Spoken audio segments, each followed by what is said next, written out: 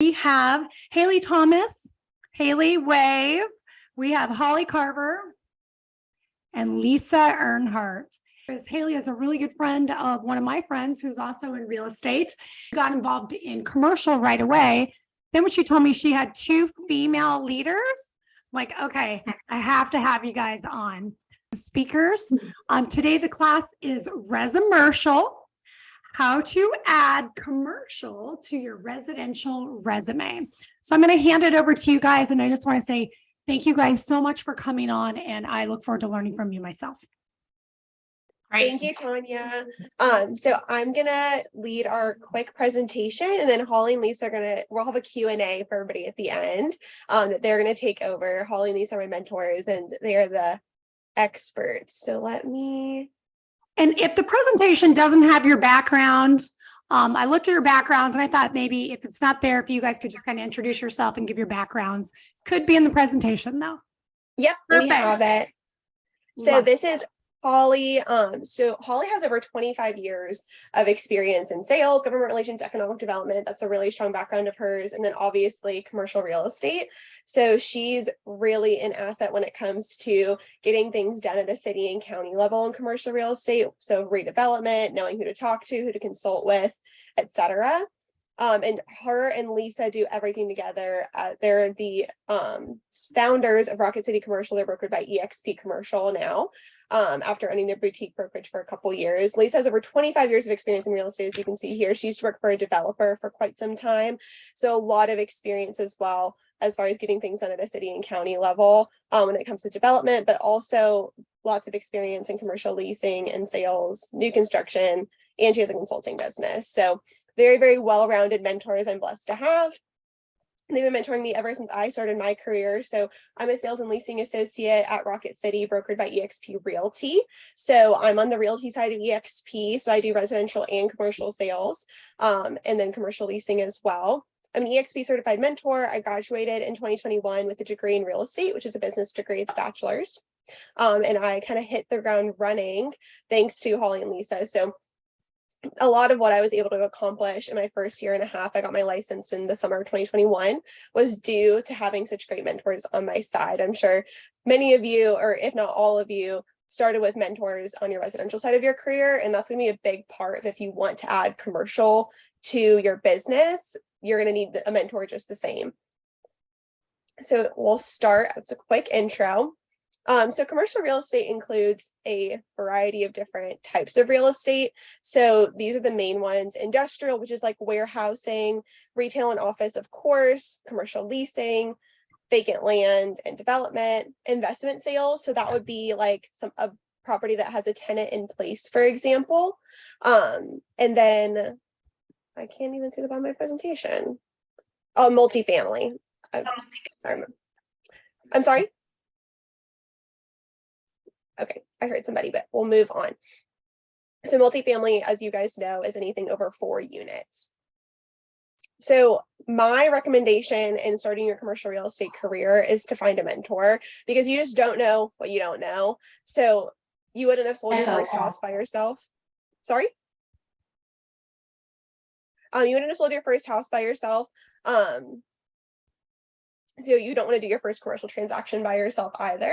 What's really cool about eXp, even if you're on the realty side, we often partner with agents that are under eXp Commercial, and they're all over the United States. So wherever you guys are, we're based in Florida, in Central Florida, but there's agents all over the US and also internationally, just like realty agents. eXp Commercial is the same way. So wherever you are, we can definitely find someone that would be willing to help you. And then even if they're not under eXp Commercial, I'm sure that there's a commercial broker in your area that would be willing to co-broker with you. So that way you can learn through your first couple of transactions while still protecting your client and doing what's in the best interest of them. Of course, we want to talk about lead generation. So a lot of this is going to be really similar to what you guys do in your residential businesses. So the number one source of leads for me when I started was leads from my mentors. So Holly and Lisa are very successful, of course, and very busy. So they just don't have time to field all the leads that come in. So then I would get those leads, both residential and commercial. And that's a really, really big part of my business, and being able to work those and get experience through those while they're still, a part of the transaction and guiding me through it, is really, really great. Of course, expired and FSBO for sale by owner listings, cold calling, and utilizing your existing sphere is something that you guys that already have a residential business, I think, can really use. You'll find a lot of the people that you're selling or helping purchase homes with have businesses or have friends that have businesses, etc., that need commercial real estate services. I really like in-person prospecting. I love going into small businesses and asking what their expansion plans are, talking to them, getting to know them. It's my personal favorite. Networking events, of course, and then referrals from other agents or, other agents in your office, in the area, etc. Making it known that you can do commercial real estate, I find, is really helpful, because we want to collaborate with other people, not, get rid of them. So once you use those lead generation techniques that you're probably already familiar with, what do you do? So commercial real estate has their own property search forum. So you're all familiar with the MLS and know how to use that. And there are commercial properties on the MLS.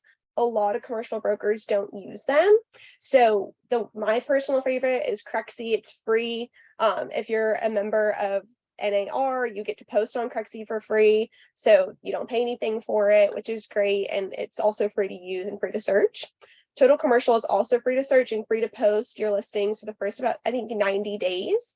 And then after that, it's really affordable. They're not everywhere yet, so it's not the biggest one, but it's a really great platform. And then, of course, LoopNet, which is free to search, but it's not free to post on. So if you want to post your listings on there, that'd be an additional fee, kind of like your MLS membership. And then if you get to a property, that's more for like if you're searching property for purchases, but for listings, you of course need to have software to do evaluation, which you can do on MLS, but a lot of properties are not sold on MLS that are commercial, so it's not always the best tool. But because you're a NAR member, you have access to RPR, which pulls public record sales. So if you're familiar with RPR, it's Realtors Property Resource. You get it for free with your NAR membership. And you can also use Valuate, which is a app through RPR that you can get. It's really easy to use, and there's RPR does like classes weekly, kind of like your local association does, about how to use RPR and use their valuation system. So you're already paying for it, you should definitely use it. We're big fans of the property appraiser site. I know every county is different, but Brevard County, where we work in Florida, has a really great one. So we often use their systems to search for properties based on the site code or the use code. Pretty easy to do, and most property appraiser sites have that option where you can do that. You can also do valuations on Crexy and Reonomy, which are both paid platforms. So Crexy is free to post, but if you want to search for comps on Crexy, you do have to use their paid system, but it is really valuable. And then Reonomy, you can do property valuations, but it's also you can get property owners' contact information, mortgage information, etc. on Reonomy. That's a really popular platform as well if you're looking to invest in that software. So commissions are a little bit different in commercial real estate than they are in residential real estate. We all want to know how we want to get paid, how we're going to get paid, right? So for purchase and sales, it's going to be what you're used to. You're going to get paid at the table. And then if the commission or the property listing is not an MLS and you're closing on the property, you always want to ask, usually right when you start talking to the listing agent, what the commission offered is from the seller, and have it in writing via email. Because if it's not posted on MLS, then it's sometimes possible that the seller is not offering a buyer side commission, or there's a variable commission based on the purchase price, etc. So you want to make sure it's on writing, and you're not just checking it when you get the settlement statement draft. Ask in the very beginning. You always want to protect yourself. For commercial leasing, it's going to be a little bit different. So commercial leases are usually a little bit of a longer term, and we often see rent abatement on the front so that your tenant moves in and they don't have to pay rent for the first couple of months. Usually the landlord's not going to pay you immediately. Depends on the agreement with the listing agent. So always ask that at the very beginning, just like I said for the purchase and sale commissions. And commercial lease commissions are generally paid on a percentage of the base rent over the base term. So for example, if your tenant signs a lease for 5 years, and over that 5 years, they'll be paying $100,000 in rent, your commission is based off $100,000. So if it's 3%, then it's 3% of $100,000. And then it would be paid out according to the listing agent's agreement with the landlord. So sometimes what we see is your first half of your commission is paid when they sign the lease, and the other half is paid when the tenant starts paying rent. But every landlord's different, so always ask. So commercial leasing, we get a lot of questions about. On TikTok, I post a lot about commercial leasing, and I always get questions about how it works. And I find that a lot of residential agents have commercial leasing prospects because their clients are business owners that need a space for their business or a new space, or they're expanding what may have. So the general flow of commercial leasing is to locate into our space. So that's why I mentioned the sites where you can find spaces available for lease, Crexi, LoopNet, Total Commercial, because you're going to need those. You're not really going to find a whole lot in MLS usually. Once you locate a space and you're able to tour it, you always want to ask the listing agent for what the triple net or CAM is. So CAM stands for Common Area Maintenance. And this is an additional monthly charge based on usually a per square foot price that every tenant in the plaza has to pay. And it's a way for the landlord to recover their expenses. So it's usually not advertised, but what you'll see is the listing will say the property is $12 per square foot per year, NNN, which means that it's $12 per square foot per year plus whatever that triple net amount is. And it varies very much between properties. We see it as low as $2 a square foot and as high as $10 or $12 a square foot. So really want to make sure you ask that to make sure the property's, one, still in budget for your client, and two, that they're comfortable with it, even if it is within their budget, because it's different than what they may have intended from the beginning. After you're okay with the numbers and they like the space, you'll draft what is called an LOI, a letter of intent. You may be familiar with this, depending on your market. But a letter of intent is just a non-binding agreement, and it's an offer, but even if both parties sign it, it's non-binding. So commercial leasing, it's not done until they sign the lease and both parties have signed the lease and they pay their checks and they get the keys. So letter of intent is a way for you as an agent to represent your client without touching anything that an attorney would need to touch. So you make your offer and it outlines all the basic terms of what the tenant's looking for from the landlord. Once you accept the LOI, that's when the landlord's going to draft a lease. As you guys know, we cannot play attorney, we'll lose our license. So once the lease comes into play, you definitely want to make sure that you recommend an attorney to your tenant, so that way they can review the lease for them.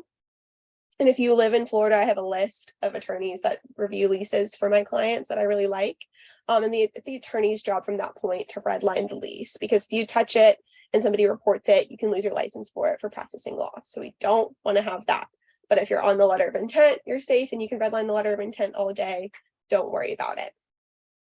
And then once the lease is signed and everybody's happy, you usually are going to need to send an invoice for your commission. And what's great about eXp is they've already thought about this for us. If you're an eXp agent, there's already a form in SkySlope for you. That's a commission invoice for a lease. So it's really easy to fill out and to make sure you get paid. And then you'll just do the invoice based off what the listing agent told you was the schedule of payment and put it in SkySlope just like you would anything else. So thankfully that part's easy if you're an eXp agent. And then if you're not, you'll just want to ask your broker how they want it. So I'm not sure how many of you guys are eXp agents. I see some of you have an eXp background. Is there anybody here that's not an eXp agent? Is there like a lot of you? Are you guys all with eXp? Tanya, do you know? Pretty much everybody here is with eXp. Great. So I just didn't want to talk too long on this if it didn't apply to a majority of the group. So this is a question that we see often is, can you do commercial transactions under eXp Realty? Of course you can. You see on the slide here, this is a screenshot from my SkySlope, where they've now added commercial lease and commercial sales options for your checklist type. So it's really easy to do now. Your license covers residential and commercial transactions, right? So eXp, our broker, can oversee those transactions, whatever state you're in. We're sky slope friendly, so your paperwork's a lot easier now. And what's interesting too is being under eXp Realty, it's usually a better fit if you still are wanting to sell homes, because the eXp commercial brokers are not an MLS. So you can't sell homes under eXp commercial because you can't be a member of your local MLS, and therefore you can't be a realtor. So it's better for that reason if you want to sell homes to continue being brokered by eXp Realty, but also it's cheaper to be brokered by eXp Realty. Your monthly fee is cheaper at $85 a month versus $120 a month on the eXp commercial side. And also your cap is lower if you're a solo agent. And obviously it's lower if you're in a team, but if you're a solo agent under Realty, your cap is about $4,000 lower than it would be if you joined eXp commercial. So it's really valuable, in my opinion, to be a realty agent and do commercial transactions. And I've had no issues with it from a transactional standpoint or from a state broker support standpoint as well. It's not been a problem. And also having RPR and Crexy for free is huge because I already pay for all of that. Why wouldn't I just use it? Makes my life a lot easier. So that is about, wanting to explain eXp. And then this is additional resources. In the world, you have access to eXp commercial trainings as a realty agent. So you can go onto those Zooms via eXp University, and you have access to all of them. So leverage all of that information as much as you can. Some of my favorite podcasts and YouTube commercial real estate, like influencers, I guess. They're not really influencers, but they have really great information in an entertaining way, are listed here as well. So I can come back to this if you guys need it. Beth Azor, she's the commercial leasing queen. She turns around shopping centers like you've never seen before. So her podcast is amazing if you're looking to get into leasing specifically. All right, well, that is all I got, kind of a quick overview. I'm now going to hand it over to Holly and Lisa for questions. If you have an eXp Realty specific question, then I'll answer it. But if it's about the business, if you have a prospect currently, it's all them. I have a question. So where are people buying commercial real estate? Because I know there's hot spots, right? And so if they are buying, you guys are in Florida. So if anybody has a referral for Florida, they would send them to you, but would they also send you referrals for other states? You can take it. Sorry, we're one person usually. Well, we're seeing a really hot market here in Florida continue. Of course, that's probably been national news and not a surprise to anyone. And even more specifically on the space coast of Florida, with all the, you see our rocket in the background, we're the rocket ladies, all the space infrastructure and jobs happening in our area. I think there's always opportunities in commercial. Even during COVID, Lisa and I had to shift from hotel, retail, hospitality type industry to more medical, industrial, and leasing. That when banks weren't lending and interest rates go up, then we switched to leasing. There's always an opportunity, almost like in residential. People are always getting married, getting divorced, kids are growing up. There's always opportunity for real estate. It's just knowing where to look and paying attention to the market and what do those market changes and that shift that everyone talks about, how does that impact your local market? So I think the answer is everywhere, which is probably too broad of an answer, but there are opportunities in every market. Fantastic. My next question is, you talked about industries, right? What are the industries that are moving and buying right now or selling? Because, I have heard because of the pandemic, there's a lot of industries that, like I think food and beverage is one of them, that are really having to make a shift. Are there any specific industries to focus on right now?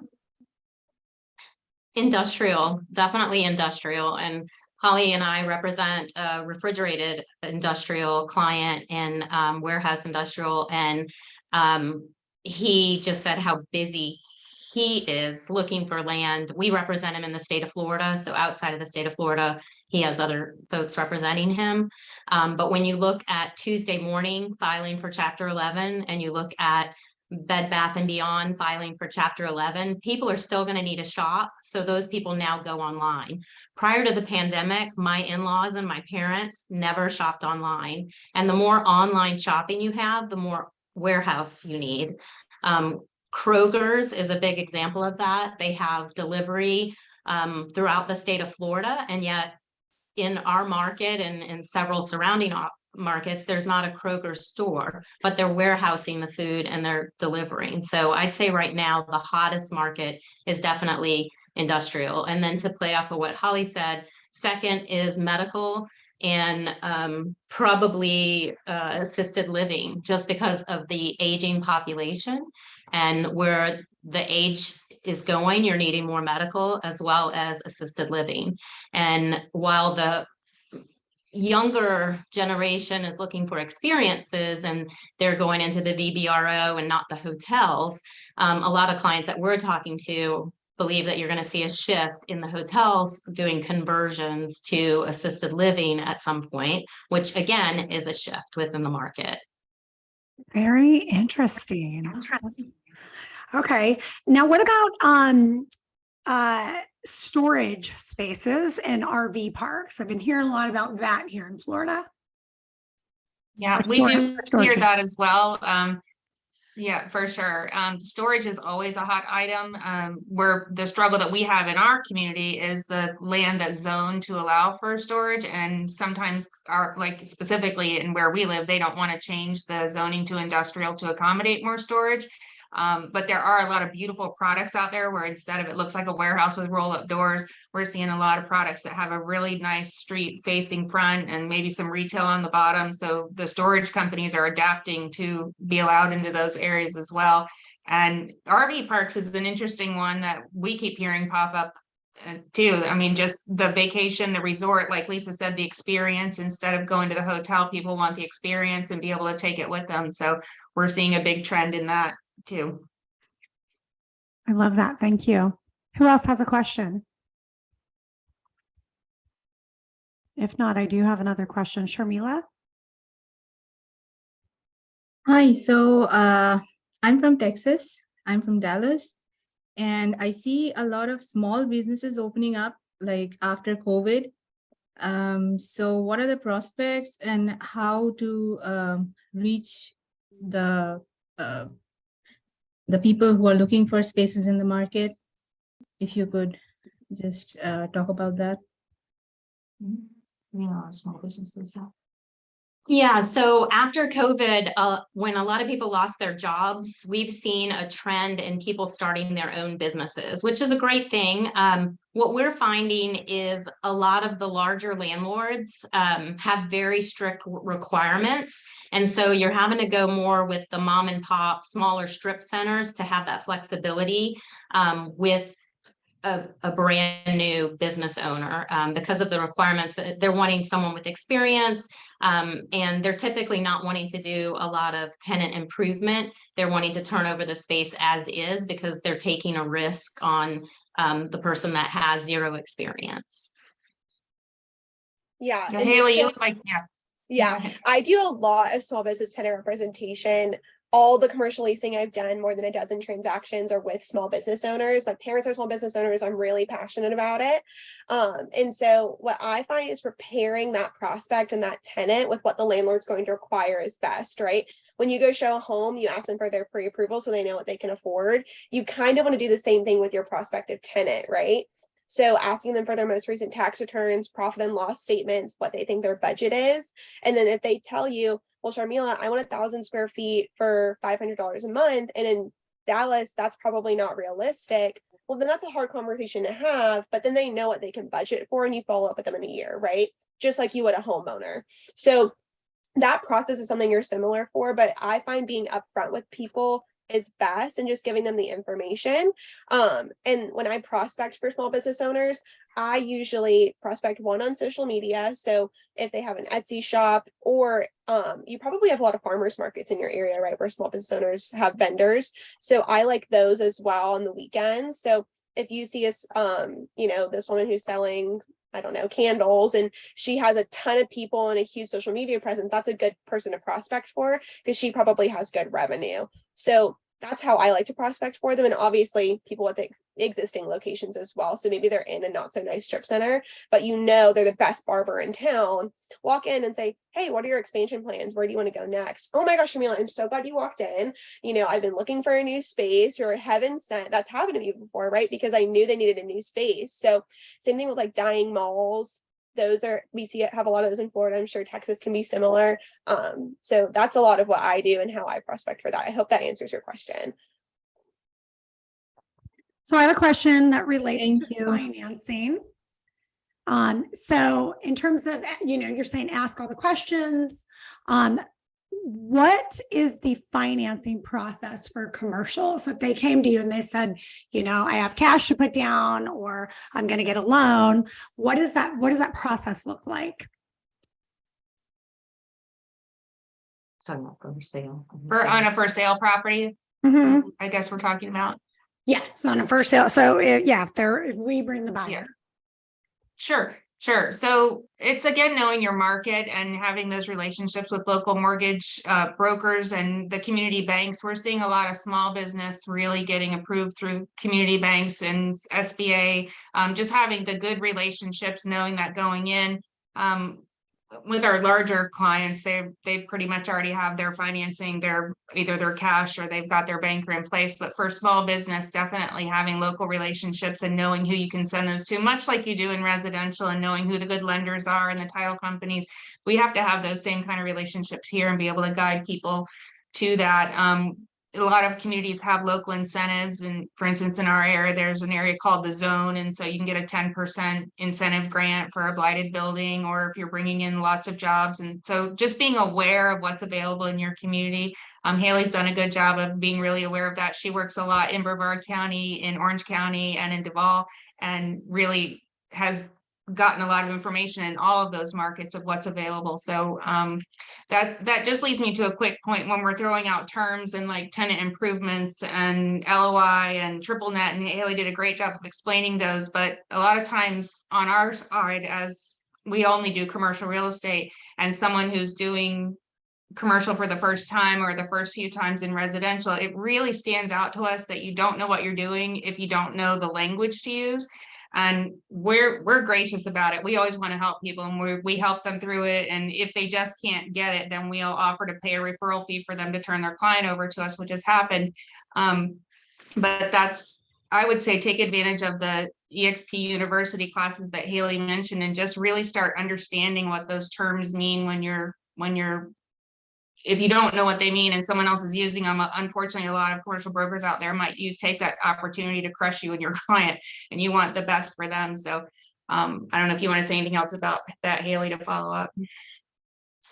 I think that's really great points. eXp University is amazing, but also if you can find a mentor in your area to work the deal with you on the front end personally, that's best case scenario. Because there's been a lot of times where as a brand new agent, I have clients that they're going up against big landlords, big developers, and I got my license in 2021. So I go to Holly and Lisa and I'm like, what do you think? And they are able to see forward a lot more than I can. So I know what to do maybe right here, right now, but then they read my letter of intent or my offer and they're like, okay, well, if you say this, and they can come back and do this. And I would have never thought of that. So it's really, really in the best interest of you and your client to engage someone more experienced than you from the very beginning. Thank you. So let's go back to the mentees. So you guys are looking for mentors, right? Are you looking to mentor people? So if there is an eXp agent now, they have a mentor or they're on a team and they have you as their mentor for commercial, what does that look like? How does that work? In our market, so we only mentor folks that are in our market and in our line. And the reason we do that is because we can have them come into the office and we can overlook what they're working on. We started mentoring outside of our market and we weren't really doing anybody any favors, and we had mentees that were going rogue and doing stuff, and then they come back and they're like, oh, look what I did. And we're like, oh no, you can't put a piece of land under contract with a 30-day due diligence and the zoning's not correct. So we just weren't serving the mentee well, and vice versa. So we've decided that we were going to only do it if they were able to report to the office, go over the LOI, the contracts with us. And because of that, we're also, as Haley had mentioned, Holly and I have a lot of listings. When we probably at any given time, we have 30 listings, and you've got them closing, and then you get more listings, and we'll get calls on the centers. And if we can't accommodate the tenant, we'll say, sorry, we can't accommodate you by prior to our mentorship, because we didn't have time to go and try to find something for them and drive all over town. Because of our mentees, we're now able to give them that lead, that they're able to make sure that they're papered up and sign that representation agreement. So they make sure they're getting paid, and they can do the research and make a really good living off of those deals. The average commercial real estate agent closes 5 deals annually. Last year, Holly and I closed 65, sorry, I'm dyslexic, 65 transactions. And above and beyond that, we were able to still give our mentees a bunch of leads that they were able to close and make money off of. And we know that our clients are being taken care of. Right now, we're working with a quick service restaurant that is a national chain, and we brought Haley in on it because we just wanted her to get the experience, and we also wanted the help in doing the maximum research. So just trying to find someone in your own market, I think you're best served, and calling them on a regular basis and saying, hey, do you have anything that you're not wanting to work on? You know, and it's the listing agents that usually have those extra leads coming in, that they are just too busy to work on as a representation. I would just follow up on that, saying that in any market, you're going to have Resimercial agents, some very experienced people in eXp that do commercial real estate, but are still part of eXp Realty. And I like the way that eXp has it set up, that we all appreciate the value of a mentor. And we realized from the very beginning that we're going to pay something for that. And so whatever that percentage is, that you can reach out to somebody that you admire who's doing commercial real estate in your market. Even if they're not with eXp, if you can't find that eXp commercial agent there, I'm sure there's a commercial mentor who for 50% of a deal would help you walk through something. It would make sense. So I would say, look who's doing the deals in your area. If they're eXp, all the better, but don't hesitate to reach out to someone that you admire and offer them half of your commission to learn from them. Yeah, and it gives you experience, and it gives you repeat business. So once you do a deal with someone that owns their own business, a lot of business owners have friends and family that are business owners. So then you've done such a great job that then that next one that comes in, and the next one, and that's really how you build your pipeline. I love that. So for clarification, so you talked about mentoring people in your own line. Can you clarify, do they have to be signed up with you in your eXp line, or they actually have to be working under you as an agent? We haven't thought that far in advance, but everyone that is mentoring with us currently is in Brevard County, and they have directly signed up under us. We are directly under Tina Call, and okay. Tina has had commercial agents that have called us and us them to work on things together. But as far as being a mentee or having a mentor, being a mentor to a mentee out of North Carolina, the rules are different. And it's just so far away, I can't really give them a lead. So we really like to hone in on our specific market. Okay, perfect. And then just to go a little bit further on that, because people, these are the questions they're going to ask me. So we have a lot of agents in Brevard County and agents in Orlando. So basically, if they wanted to work with you, they would just call you up, send you a referral.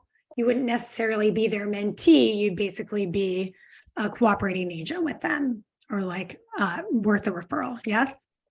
Yes. And I would say just on case-by-case basis, that everything's negotiable and different. So, okay. There's somebody who's really passionate and we see that drive and they want to come, like Haley lives in Orlando and drives to 45 minutes to mentor with us. So there's a lot of different opportunities that could be. So I don't think there's a hard line that it's a no. It's just, it was very difficult for us to go beyond kind of our 45-minute radius to mentor someone outside of a market that we're not really familiar with. So. You just don't feel like you're giving them the time or the focus that they need and not really understanding their market. You're having to stop and really educate yourself on another market. And I want to bring something else up on that I just realized was not in the presentation, and that's branding. So when Holly and I started our brokerage, we trademarked Rocket City Real Estate. We were a real estate company at the time, and we nationally trademarked that. And we have the rights to Rocket City, and we use it as Rocket City Commercial, Rocket City Realty, and we have a Rocket City group. And so with the coming into our program, you immediately get that same branding with us. And so when a client is working with us and we're like, oh, you want to sell your home? Great. We don't sell homes, but you can go work with this person. It's keeping it in the eXp family, eXp Commercial, eXp Realty, but it's with a different person, but they don't feel like they're being traded off to an entirely different company. So that's kind of how our mentoring program goes, but everybody is different. But branding yourself, no matter what, I believe is the number one thing, because it just really helps you getting the word out, and letting people know when you close a transaction on a home, and you know that they've got their home office but they work for a large corporation, letting them know that, oh, by the way, my broker also does commercial real estate. If you ever need to do that, if you're not going to learn it yourself, get the 25% referral fee. Thank you. So Haley, I want to take this back to Haley. I loved how you said you walk into small businesses, and a lot of these agents are newer agents or agents that are getting back into the business. And one thing that I always say is expand your reach.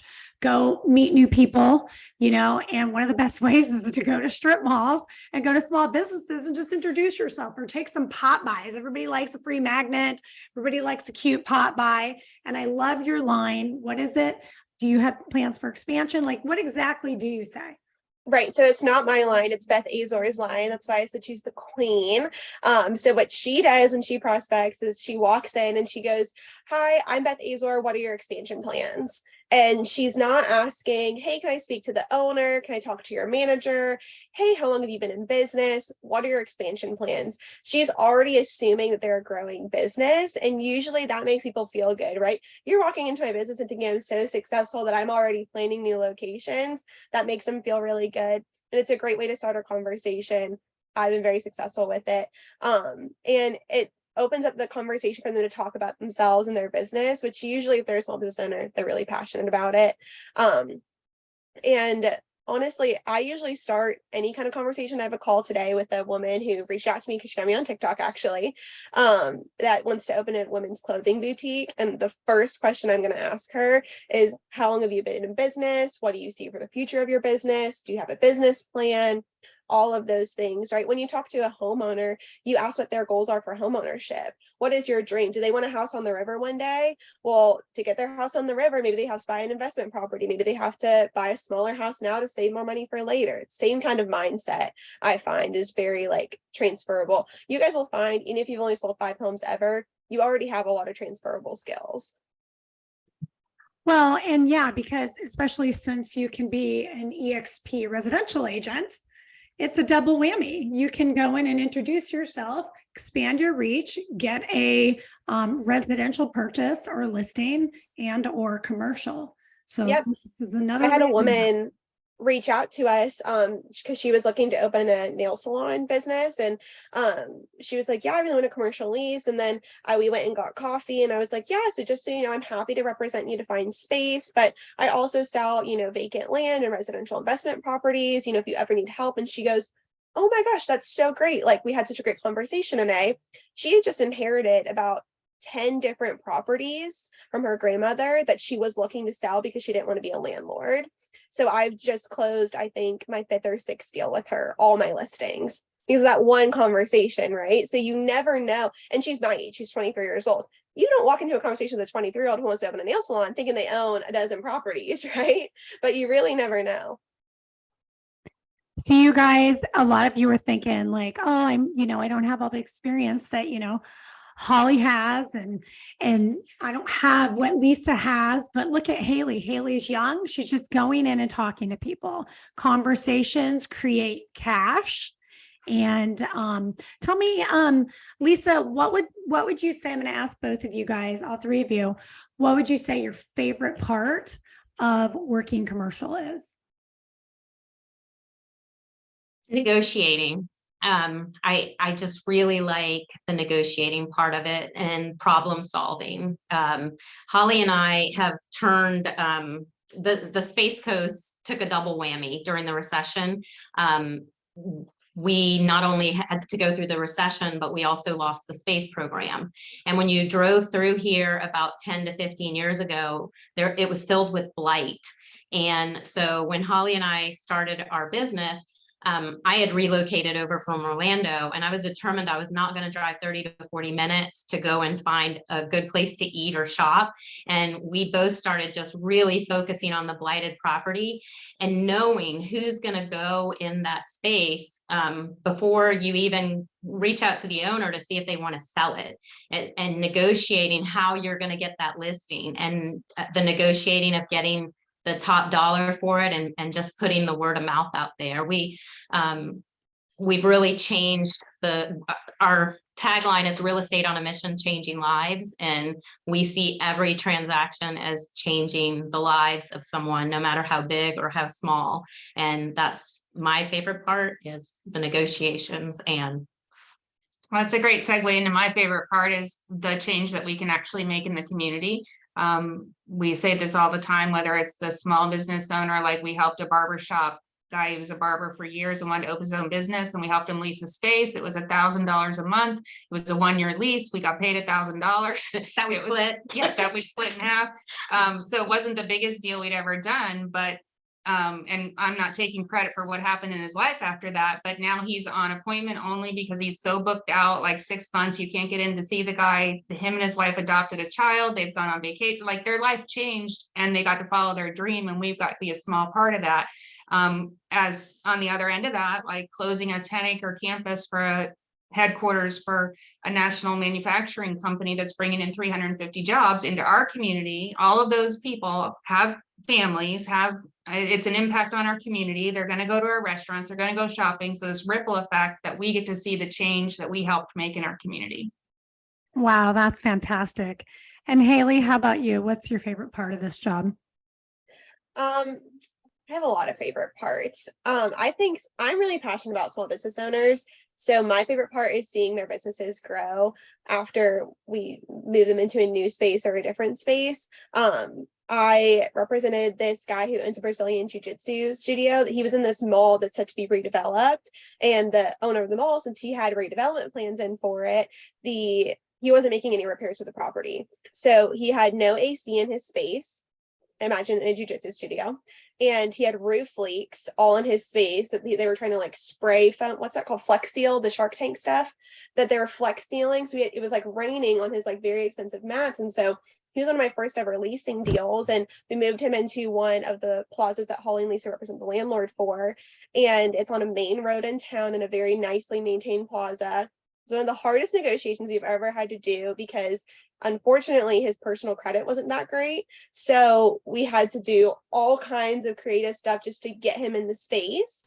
Within 2 or 3 months of him opening, he had grown his business so much. After about 8 or 9 months of him opening in that new location, he texted me asking if there was any additional space in the plaza because he couldn't accommodate how many students he had coming in. So it was just a really big impact. And again, him and his wife's a nurse in the community. His kids go to school in the community. It's impact.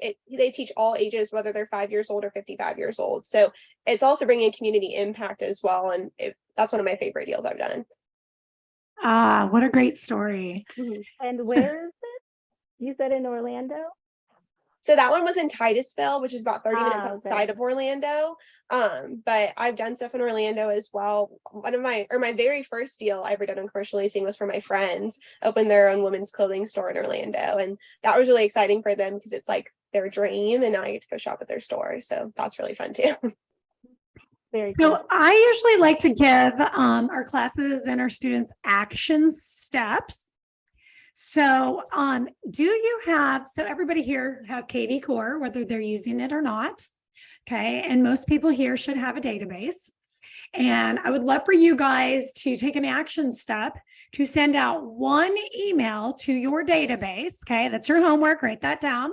Okay. So if they were to send out an email to kind of plant the seed, see who has a business or who's growing, what would they say in that email? And do you have a resource that you can share?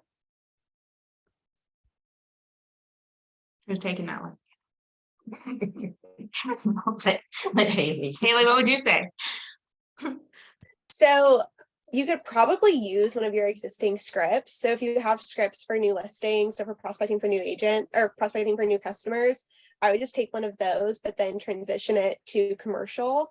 But usually what I say when I'm prospecting for new people, knowing that I'm really young, and that when you Google me, it's going to show you that I'm a recent graduate of college, they're going to be like, what the heck? So I say, hi, it's so nice to meet you. My name's Haley, or I guess if this is a repeat client, you'd say, hey, I'm reaching out. I recently partnered with mentors with over 25 years of experience in commercial real estate, and we would love to work with you to help your business grow in whatever capacity that may be. Please send me a text or give me a call. My cell phone number is right here.